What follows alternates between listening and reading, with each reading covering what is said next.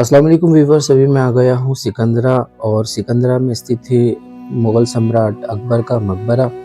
और हकीकत में मुग़ल सम्राट अकबर का नाम जलालुद्दीन था। अकबर हिंदुस्तान की जनता ने उन्हें नाम दिया था। अकबर का मतलब होता है ग्रेट। और इसकी एक वजह ये रही कि उन्होंने बहुत सारे ऐसे अवाम के लिए, जनता के लिए डेवलपमेंट के काम किए थे, अच्छी ज़िंदगी के लिए काम किए थे। इसी वजह से लोगों ने उन्हें अकबर के नाम से जाना।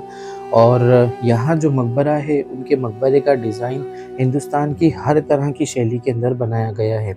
वो बौद्ध शैली हो या इस्लामिक शैली हो, तुर्क, मंगोल, हिंदुस्तानी शैली, गुजराती शैली, राजस्थानी शैली, उन सभी शैलियों के मिश्रण से उनके मकबरे का निर्माण किया गया था। हकीकत में इस मकबरे का निर्माण अकबर बादशाह के समय में ही शुरू हो चुका था, जब वो ज़िंदा थे, हयात थे। लेकिन दोस्तों वो मुकम्मल नहीं हो पाया था। फिर उनके बेटे जहांगीर ने उनके इस मकबरे का पूरा निर्माण कराया था। आगरा में स्थित ये सिकंदरा एक जगह है कुछ ही दूरी पर। वैसे अब आगरा सिटी के अंदर आता है और इसे सिकंदरा इसीलिए कहा जाता है कि सिकंदर लोधी ने आगरा को अपनी राजधानी बनाया था। और इस जगह का नाम सिकंदर लोधी, जो सुल्तान रहे हैं दिल्ली के, उनके नाम पर ही पड़ा था। सिकंदर लोधी के वक्त का यहाँ पर एक मकबरा भी है जो अननोन है। वैसे सिकंदर, जितने भी लोधी डायनेस्टी के बहुत सारे ऐसे मकबरे हैं जो आज भी अननोन ही हैं और उस डायनेस्टी के टाइम बने थे। अब ऐसा क्यों है कि क्यों उन्होंने उस वक्त की इन्फॉर्मेशन नहीं डाली, ये हिस्टोरियंस को भी इस बारे में बिल्कुल भी मालूम नहीं है। अकबर बादशाह की अगर ज़िंदगी की बात की जाए तो ज़िंदगी बहुत ही ज़्यादा उतार चढ़ाव के अंदर ही उनकी शुरू हुई थी।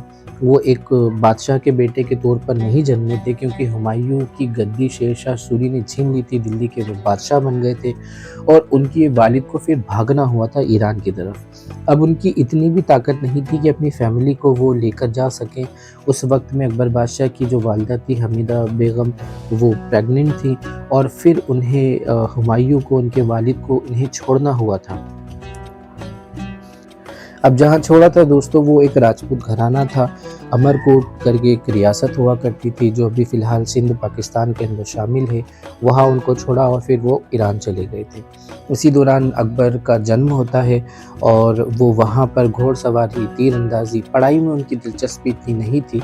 लेकिन जो प्रैक्टिकल जो चीज़ें थी उनके अंदर उनकी बहुत ज़्यादा दिलचस्पी थी। इसके बाद उनको रीवा के अंदर छोड़ा गया था, जो कि आज मध्य प्रदेश में आता है।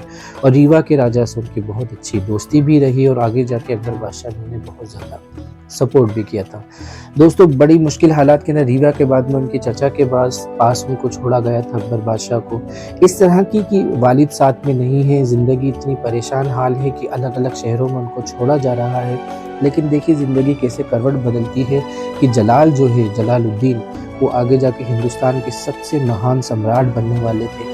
और इनके वालिद हुमायूं ने दोबारा से दिल्ली का तख्त हासिल किया और 1 साल के अंदर ही उनका इंतकाल हो गया। उस वक्त अकबर की उम्र 14 से 15 साल बताई जाती है और उस दौरान उनके जो रीजेंट थे, जो उनके सपोर्टर थे, वो हुमायूं के ख़ास भरोसेमंद बैरम खान थे। उस वक्त में उन्होंने उनका साथ दिया और एक वक्त ये आया कि अकबर को उनके फिर साथ की भी ज़रूरत नहीं पड़ी। उनके अंदर बहुत सारी ऐसी पॉलिटिकल और डिप्लोमेटिक अंडरस्टैंडिंग थी कि उन्होंने राजपूतों के साथ और हिंदुस्तान के जितने भी बड़े डायनेस्टीज़ थे, राजा थे, किंग्स थे, उनके साथ बहुत अच्छे रिलेशन बनाए। और आगे जाकर फिर उनके बेटे जहांगीर बादशाह बने और शाहजहाँ के वक्त में हिंदुस्तान की गोल्डन एज कहा जाता है या मुग़ल सल्तनत की गोल्डन एज कहा जाता है। बहुत सारे खूबसूरत मॉन्यूमेंट्स बने हैं।